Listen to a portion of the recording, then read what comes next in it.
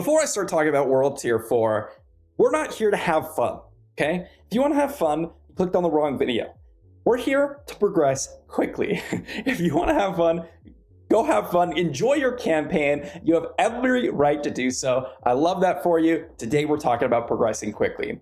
Now, I've had a lot of questions about how I managed to get to World Tier 4 at level 55, how I managed to get it earlier on the Necromancer, and how I plan to do it on my hardcore character. I will note that it's different massively for hardcore characters versus softcore, because in softcore you can die unlimited amount of times and not worry at all, because, well, you're softcore, okay? But the first thing we need to do in order to get to World Tier 4 is actually get to World Tier 3. And in order to do that, we need to finish the campaign and we need to beat the capstone dungeon, okay? Now, this capstone dungeon is scaled to level 50. They recommend that you're level 50 and you most likely will want to be close to that if you're interested in going ahead and pushing to that point. Now, I will note, we're looking to get to World Tier 4 as quick as possible. What that means is we need to accelerate and be able to farm World Tier 4, not just be able to beat the capstone dungeon and enter it, because yeah, you could die 100 times and beat it, but to me, yeah, you might be able to enter World Tier 4, but you're really not going to be able to farm even the normal areas. So we need to get to a point where we can at least farm the normal areas. Really quickly, I want to mention classes. There are some classes that are better than others. You're going to need to follow a build. My recommendation is go to Max Roll, go to Icy Veins, go whatever creator you prefer on YouTube or whatever. I have some rogue builds on the channel, but generally speaking, rogue is going to be the best. They have the highest single target damage. Then necromancer, their single target damage is a little bit better than the sorcerer, especially since a lot of the ice shards options and things like that rely on CC and things. Then you have the sorcerer, then you have the barbarian, then you have the druid. Some of these builds, like the barbarian's 1 to 50 Ren guide, can actually be a little bit higher than potentially the sorcerer, depending on kind of the things that you pick up. So keep that in mind. Now, as I said, we're trying to rush World Tier 4, which means you need to get to World Tier 3. We also need to finish the campaign.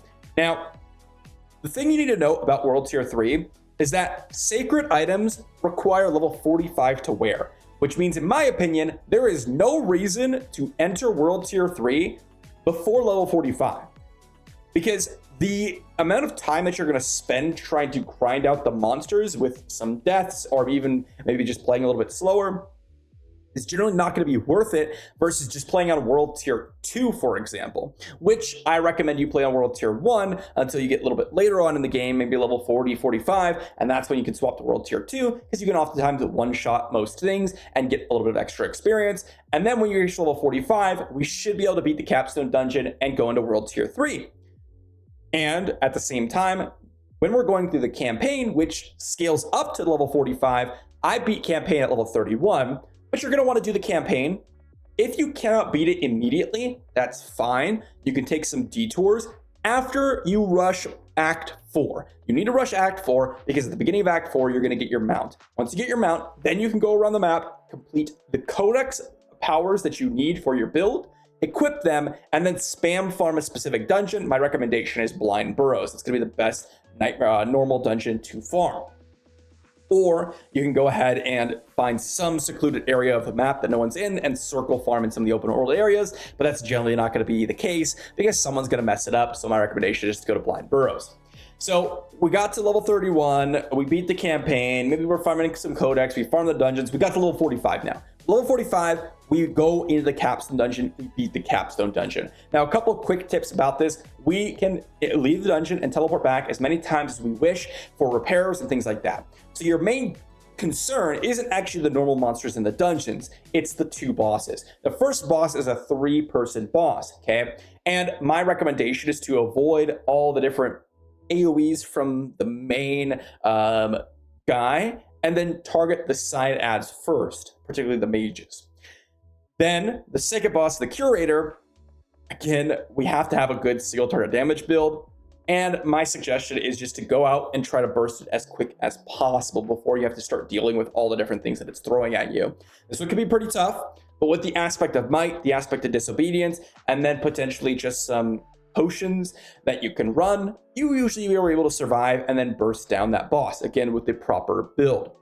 Then we enter World Tier 3, immediately we're farming open world. Normally, normal dungeons are a little bit too hard, so my recommendation to farm open world, get a couple pieces of sacred gear. We can immediately equip them and then immediately run into normal dungeons and spam farm the heck out of normal dungeons until you can start using nightmare sigils and you're actually not as weak as, let's say the early process of level 45. And when you start to get some nightmare sigils, you're able to do them. Then you can start tiering up and do the proper nightmare dungeon. My recommendation is 3 levels above your current level. Tier 1 starts at level 55, so that's important to note.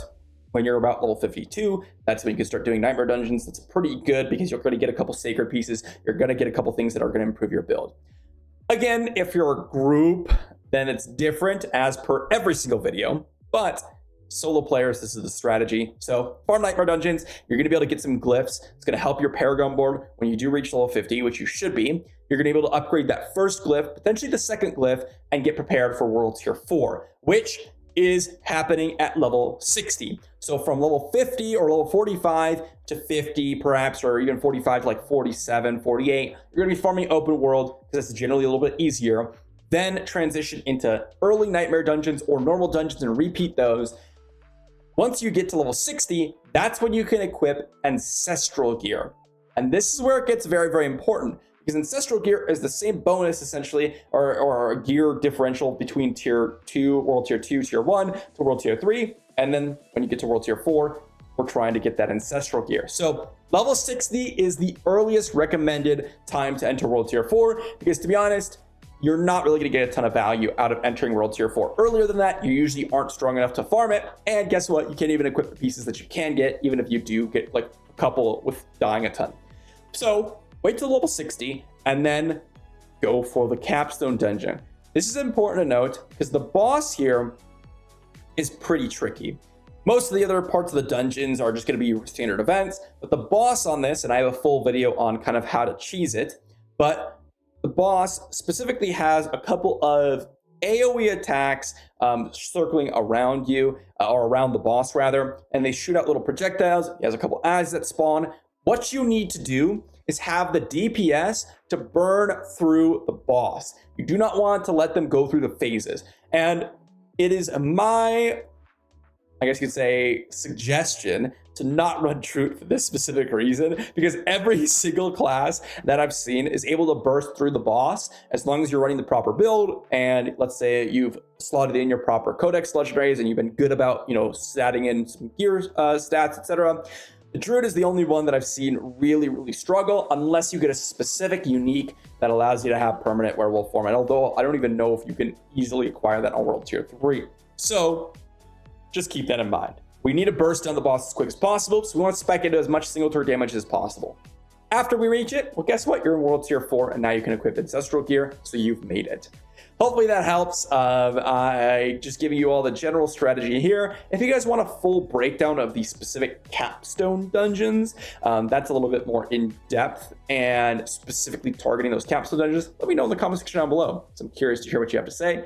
Thanks for watching, everyone, and I'll see you all for the next one.